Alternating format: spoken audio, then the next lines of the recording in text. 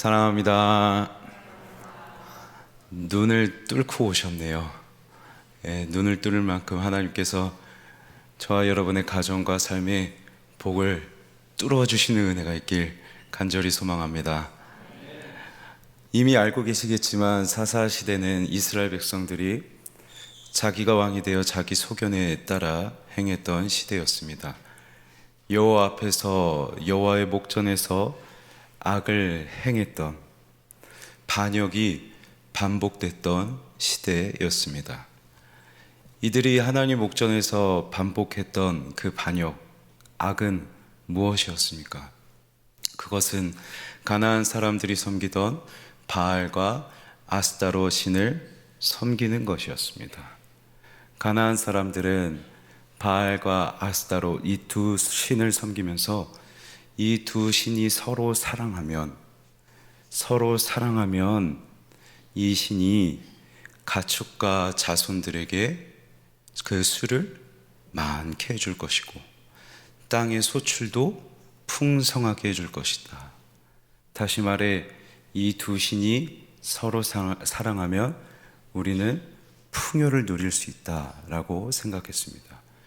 그래서 이 두 신이 서로 사랑하도록 두 신을 자극해야 했는데, 그래서 이를 위해 이들이 행했던 제사가 있으니 신전에서 술을 마시고 남자는 여성 창기들과 그리고 여성은 미동들, 소년들과 함께 성관계를 갖습니다. 풍요를 위해서 음행을 저질렀던 것이 이 가나안 사람들의 종교 생활이었는데, 이스라엘 백성들도 풍요를 위해서 이 가나안 사람들이 행하는 제사의 방식을 그들이 믿는 신을 그대로 따라 행했던 것이죠. 그런데 여기에는 당시 사람들이 신과 사람의 관계에 대해서 어떻게 생각하는지가 잘 드러나 있습니다. 당시 사람들은 신적 세계와 이 신들의 세계와 인간의 세계는 매우 밀접한 연관이 있다고 생각했습니다. 그래서 신들의 세계에서 어떤 일이 일어나면 그 일은 인간들의 세계에도 영향을 미칠 수 있다. 반대로도 동일했습니다. 인간들의 세계에서 어떤 일이 일어나면 이 일은 신들의 세계에도 영향을 미칠 수 있다. 그래서 인간의 세계에서 인간들이 신들을 자극할 만한 행동들, 이 음행을 저지르면 신들이 영향을 받아서, 바꿔 말해 인간들에게 조종받아서 그들이 원하는 풍요를 그들이 원하는 대로 행동을 하게 될 것이다 라는 믿음이 있었기 때문에 신들을 자극하기 위해서 이런 행위들을 행했던 것이죠. 그러나 우리가 믿고 알고 있는 하나님은 우리의 그 어떤 무엇으로 조종받으실 만한 작으신 분이 아닙니다. 우리가 원하니 이렇게 행동하시겠지, 우리가 이것을 원하니 이대로 일하시겠지 라고 생각하고 말할 수 있을 만큼 하나님은 우리의 예측 안에 갇혀서 일하시는 분이 결코 아니십니다. 하나님은 가장 먼저 하나님 스스로를 당신의 백성들에게 소개하실 때 나는 스스로 있는 자라, 다른 그 무엇 때문에 그 무엇에 갇혀서 일하시는 분이 아니라 스스로 계셔서 그저 하나님의 뜻과 하나님의 방법에 따라 오로지 하나님의 목적에 따라 일하시는 분이 하나님이십니다. 그래서 우리가 알고 있는 위대한 지혜자인 솔로몬 왕도 그의 전도서에서 이렇게 기록하고 있습니다. 또 내가 하나님의 모든 행사를 살펴보니, 하나님께서 행하신 모든 일들을 살펴봅니다. 여기 살펴봤다는 것은 자료를 조사하고 연구할 만큼 주의 깊게 관찰했다는 것이에요. 관찰한 결과를 보니 해 아래에서 행해지는 일을, 하나님께서 행하시는 일을 사람이 능히 알아낼 수 없도다. 아무리 애써 알아보려고 할지라도 능히 알지 못하다. 비록 지혜자가 아노라 할지라도 능히 알아내지 못하리로다. 주의 깊게 관찰하고 조사하고 또 살펴봤는데 깨닫게 되는 것은 아무리 사람이 알려 해도 능히 그 일을 알 수 없다. 지혜자가 내가 어느 정도 안다라고 말하는 그 지혜자라도 사람이 하나님이 행하신 일을 능히 알 수 없다. 능히 알 수 없다라는 이 같은 말을 한 구절에서 3번이나 반복하고 있을 만큼 하나님은 사람의 예측 가능한 범위 내에서 갇혀 일하시지 않으시는 높고 위대하신 분이시죠. 바라기는 저와 여러분의 심중의 심령 가운데 이 하나님이 나의 가장 높으시고 위대하신 나의 하나님이십니다 라는 진실된 입술의 고백이 있길 간절히 소망합니다. 이 하나님께서 이스라엘 백성들이 범죄하자 이들을 다스리세요. 그래서 이웃의 강대국들의 왕을 들어 사용하십니다. 강대국들을 들어서 이스라엘을 치시고 이들이 고통 중에 다시 하나님을 찾으면 그들의 음성을 들으시고 구원하세요. 그리고 그들을 구원하시기 위해서 한 사람을 사사로 세우십니다. 이스라엘의 첫 번째 사자는 온니엘이라는 사사였습니다. 온니엘은 우리가 잘 알고 있는 여호수아와 함께 여리고 땅을 정탐하고 가나안 땅을 정탐하고 우리는 저 땅을 정복할 수 있다라고 외쳤던 그 갈렙의 조카였습니다. 그리고 갈렙의 딸 악사와 결혼을까지 했던 명문가의 집안 사람입니다. 그리고 온니엘의 이름의 뜻은 하나님의 힘, 이름 자체가 하나님의 힘이라고 붙여질 만큼 온니엘은 그가 이미 강한 힘을 가지고 있는 전사로서 능력을 가지고 있는 용사였던 것이죠. 다시 말해 하나님은 이스라엘 백성들을 구원하시기 위한 첫 번째 사사로 온니엘, 명문가의 집안 사람이고 그리고 강한 용사라고 불리는 아주 훌륭한 사람을 사사로 사용하셨습니다. 그리고 이어서 이스라엘이 시간이 지나 또다시 반복합니다. 반목합니다. 성경의 저자는 이들의 반역이 얼마나 괘씸했는지 이스라엘이 여호와의 목전에서 악을 행하였다고 오늘 본문 말씀에서 2번 반복해서 기록하고 있습니다. 역시나 하나님께서 이번에는 모압 왕 에글론을 들어서 이스라엘 백성들을 치세요. 그러자 그들이 또다시 부르짖고 하나님은 그들을 구원하시기 위해서 이번에는 에훗이라는 사사를 사용하십니다. 에훗은 어떤 사람이었을까요? 사사라는 이름에 걸맞게 온니엘처럼 명문가의 집안 사람이었을까요? 강한 능력의 사람이었을까요? 성경은 이 에훗에 대해서 이렇게 기록하고 있습니다. 이스라엘 자손이 여호와께 부르짖음에 여호와께서 그들을 위하여 한 구원자를 세우셨으니 그는 곧 베냐민 사람 게라의 아들. 베냐민이라는 이 단어의 뜻은 오른손의 사람이라는 뜻입니다. 오른손의 아들들. 성경에서 오른손, 여호와의 오른손 하면 힘과 능력, 권위를 상징합니다. 이 영광스러운 민족, 힘을 가지고 있는 민족이라고 하는 이 베냐민 족속의 사람인데, 그런데 정작 이 에훗은 왼손잡이에요. 오른손의 아들들의 지파인데 정작 그는 왼손잡이. 여기 왼손잡이라는 것은 그가 오른손도 잘 쓰고 왼손도 잘 썼다는 의미가 아닙니다. 오른손에 장애가 있다는 뜻입니다. 오른손에 장애가 있어서, 다시 말해 힘과 권위와 능력과는 거리가 먼 사람. 그런데 하나님께서는 그 왼손잡이 에훗, 그를 통하여, 원문을 직역하면 그의 손을 통하여, 힘과 권위와는 거리가 먼 그 에훗, 오른손에 장애가 있어 왼손을 사용하고 있는 그 에훗, 그 에훗임에도 하나님은 그의 손을 통하여 모압 왕 에글론에게 곡물을 바치게 하십니다.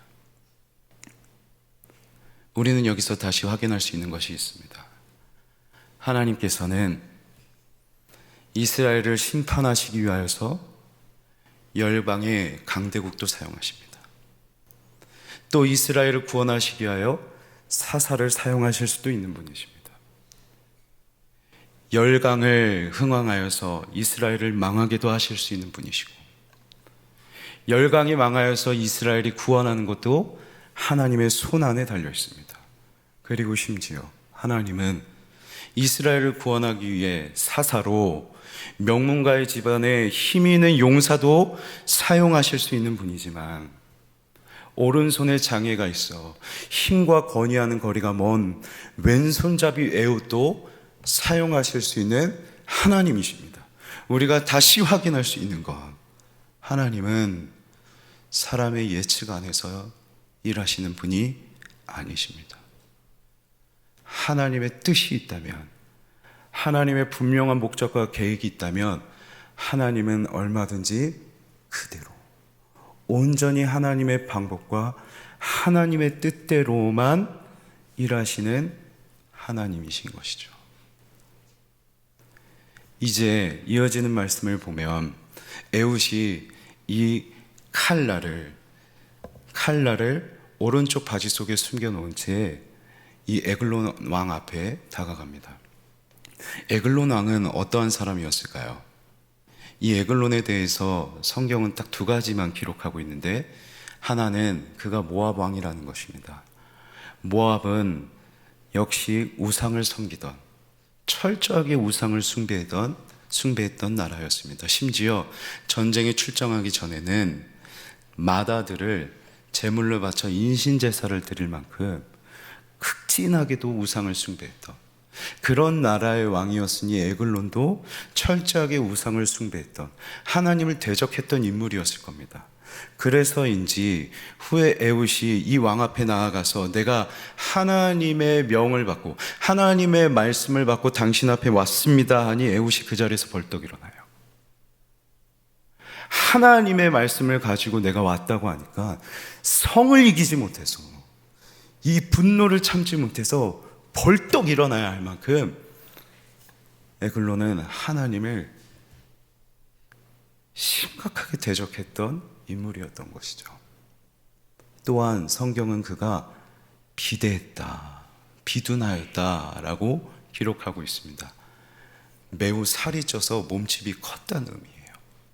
그런데 몸집만 큰 것이 아니었습니다. 이 에글론 왕은 영적으로도 비대했어요. 영적으로도 비둔한 사람이었어요. 이어지는 상황에서 이 에훗이 에글론 왕에게 다가가서 왕이시여, 내가 아주 은밀한 일을 왕께 아뢰기를 원합니다 라고 말합니다. 여기 은밀한 일이라고 번역되어 있는 히브리어 다바르라는 단어인데, 이 단어는 일로도 해석할 수 있지만 물건으로도 해석할 수 있습니다. 결국 지금 이 에훗이 에글론 왕에게 은밀한 물건, 소위 뇌물을 곡물과 함께 가져다 주는 것처럼 꾸미고 있는 것이죠. 이 말을 들은 에글론 왕이 주변을 지키고 있는 수하들을 다 밖으로 물리칩니다. 왜요? 이 뇌물이 호기심이 가득한 거죠. 뇌물에 관심이 많아서 적대국과 1대1로 대면할 수 있을 정도로 자신을 지키던 수하들을 다 물리칠 수 있을 만큼 이 뇌물에 대한 관심이 컸었던 것이 이 에글론 왕. 그는 몸집도 비대했을 뿐만 아니라 영적으로도 비대했고, 그의 영적 비대함은 그의 안에 탐심과 탐욕이 가득했습니다. 다시 말해 이 에글론 왕은 하나님을 끔찍히도 대적했고 동시에 탐심과 탐욕이 가득했던 왕이었습니다. 이 왕의 최후가 어떠한지 성경은 아주 조금 우스꽝스럽게 기록하고 있는데, 이어지는 화면의 말씀을 통해 확인하시죠. 에훗이 왼손을 뻗칩니다. 영광스러운 오른손이 아니었습니다. 능력 있는 오른손이 아니라 왼손을 뻗쳐 그의 오른쪽 허벅지 위에서 칼을 빼어 왕의 몸을 찌르매 칼자루도 나를 따라 들어가서 그 끝이 등 뒤까지 나갔고 그가 칼을 그의 몸에서 빼내지 아니었으므로 칼날에 기름이 엉겼더라. 그 안에 얼마나 비둔했던지 가득했던 기름기가 칼날에 다 굳어서 엉킨 거예요. 그런데 여기 등 뒤로 칼날이 나갔다라는 단어가 한글 성경에는 번역되어 있지 않은데 여기 한 가지 조금 다른 단어가 기록되어 있습니다. 그 단어를 살려서 번역해 보면 가랑이 사이로 칼날이 들어가 등 밖으로 배설물이 쏟아져 나왔다. 에웃이 치는 칼날에 왕이 배설물을 줄줄 흘리면서 죽게 되는 것이에요. 나라를 호령했던 그 강대국의 모압, 그 강한 왕 에글론이 왼손잡이 에웃에게 배설물을 질질 흘리며 죽을 만큼 무기력하고 비참한 최후를 맞이하고 있습니다.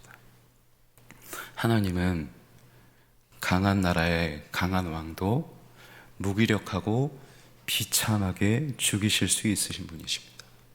심지어 그가 아무리 강해도 하나님 손 안에서 약점 많은 한 사람을 통해서도 얼마든지 죽이실 수 있으신 분이십니다. 수없이 말해도 달라지지 않습니다. 하나님은 우리 인간사의 상식과 이해의 범주를 넘어서서 역사하시는, 감히 예측할 수 없이 일하시는 높고 위대하신 하나님이시죠. 그 높으신 하나님께서 결코 예측할 수 없었던 방법으로 이스라엘 백성들을 구원하세요. 그런데 여기서 저는 질문이 있습니다. 하나님께서 구원하시는 이스라엘 백성과 모압 왕 에글론과 무엇이 다릅니까?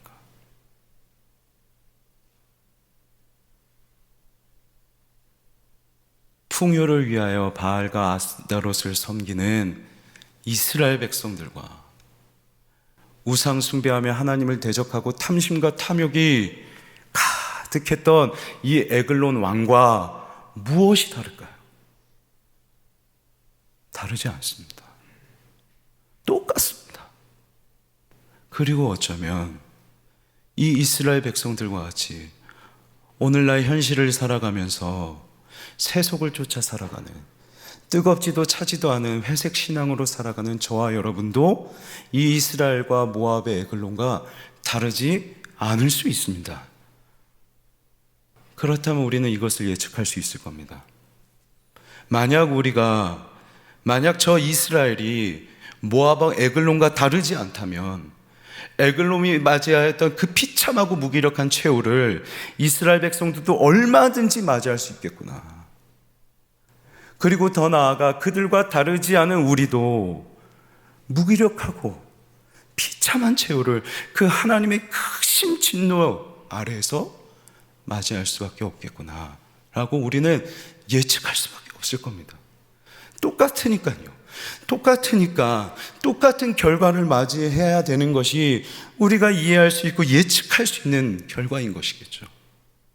그런데 여기에서도 하나님께서는 또다시 우리의 예측을, 우리의 범주를 넘어서서 일하세요. 그 하나님의 일하심이 무엇인지 시편의 기자가 이렇게 기록하고 있습니다.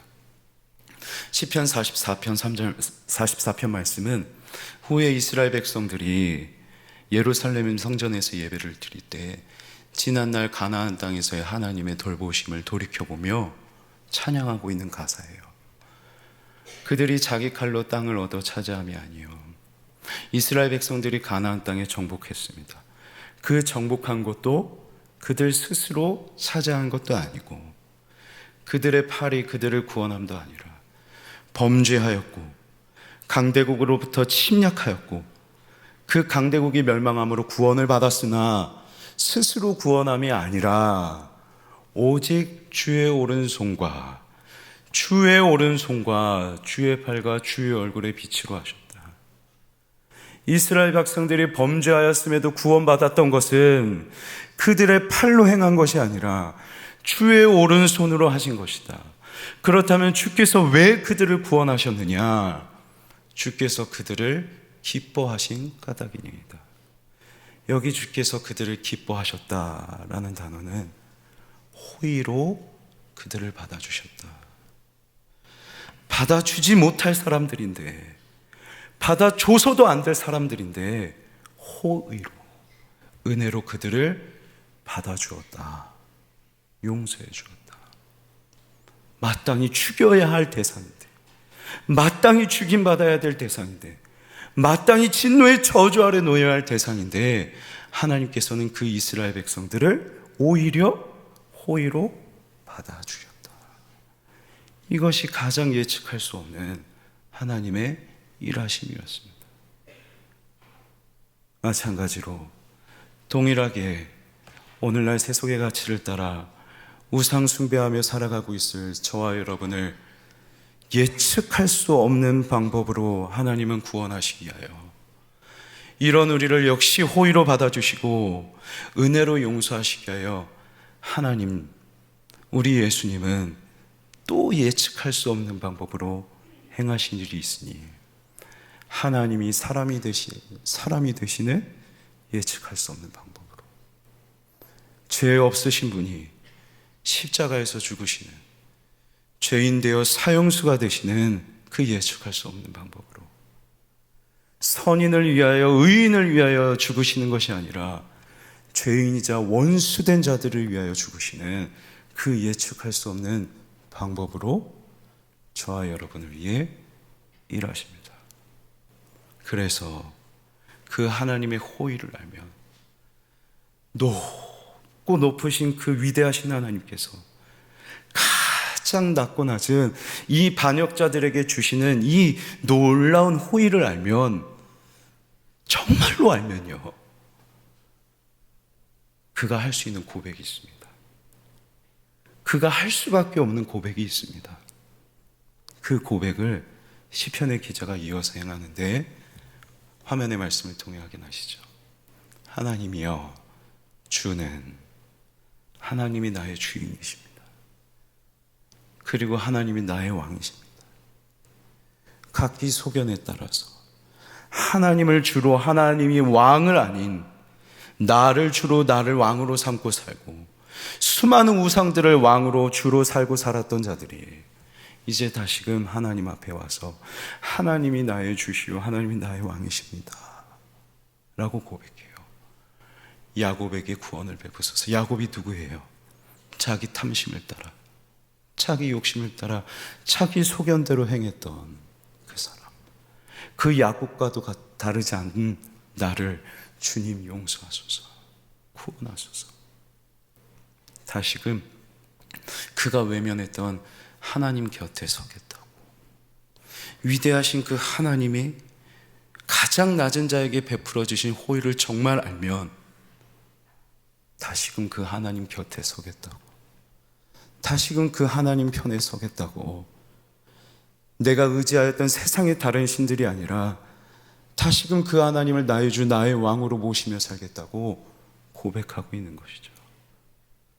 오늘 본문의 에훗도 이렇게 고백하는데 화면의 말씀을 통해 확인하시죠.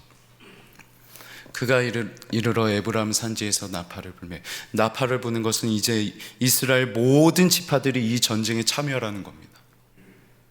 이스라엘 모든 지파들에게 전쟁을 참여하라고 외치고 있는 것인데, 그가 참여하라고 외치는 이 전쟁은 에훗만의 전쟁도 아니고 이스라엘만의 전쟁도 아니었습니다. 이스라엘 자손이 산지에서 그를 따라 내려오니 에훗이 앞서가며 그들에게 이르되 나를 따르라, 여호와께서 너희의 원수들인 모압을 너희의 손에 넘겨주셨느니라 하며. 나를 따르라고, 너희도 함께 참전하라고 외치고 있는 이 전쟁은 여호와 하나님께서 대적을 넘기신 여호와 하나님의 전쟁. 그래서 에훗이 이스라엘 백성들을 향하여 나를 따르라, 나를 따라 이 여호와의 전쟁에 참여하라 외치고 있는 것은 예측할 수 없는 놀라운 방법으로 우리를 구원하시고 예측할 수 없는 방법으로 대적을 우리의 손에 넘기신 여호와의 전쟁에 참여하자. 우리의 전쟁이 아니라 여호와의 전쟁에 참여함으로 다시 여호와의 편에 서자. 세상의 신에 섰던 우리가 아니라 다시 여호와의 곁으로 돌아와서 하나님께 돌아와서 하나님 편에 서서 우리를 미혹하던 저 대적들과 다시 싸우자라고 이 영적 전쟁으로 그들을 참전하라 외치고 있는 것이죠.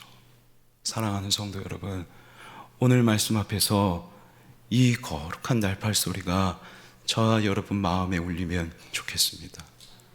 돌이켜보면 어느덧 새해 한 달이 오늘이 마지막 날이더라고요.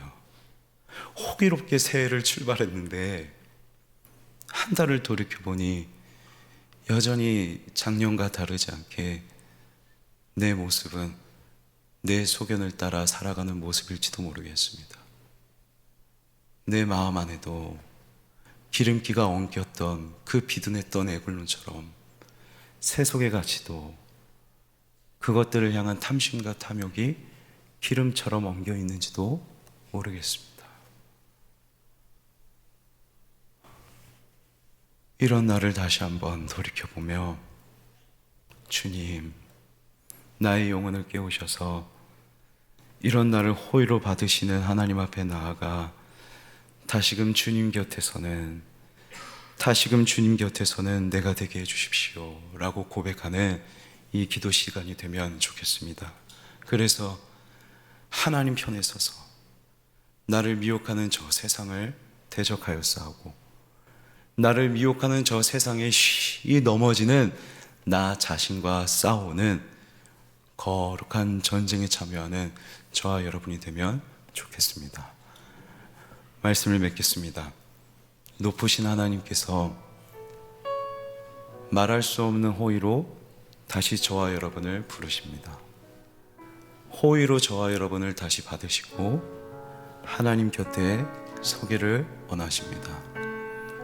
오늘 우리의 심령 가운데 울리는 나팔 소리를 듣고 이 소리를 외면하지 않고 다시 하나님 곁에 서는 저와 여러분이 되면 좋겠습니다.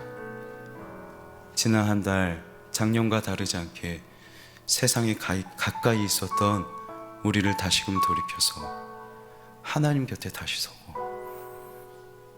내가 믿는 분이 누군지를 바르게 알고 내가 누구의 백성인지를 또 알고 다시 그 하나님 조금 더 사랑하고 작년보다 더 하나님께 순종하고 작년보다 더 하나님 기뻐하시지 않은 죄와 싸우고 작년보다 더 하나님 사랑하는 마음으로 우리를 하나님으로부터 멀어지게 하려는 저 미혹된 것들과 싸우는 데 힘을 내는 저와 여러분이 되길 주님의 이름으로 간절히 소망합니다.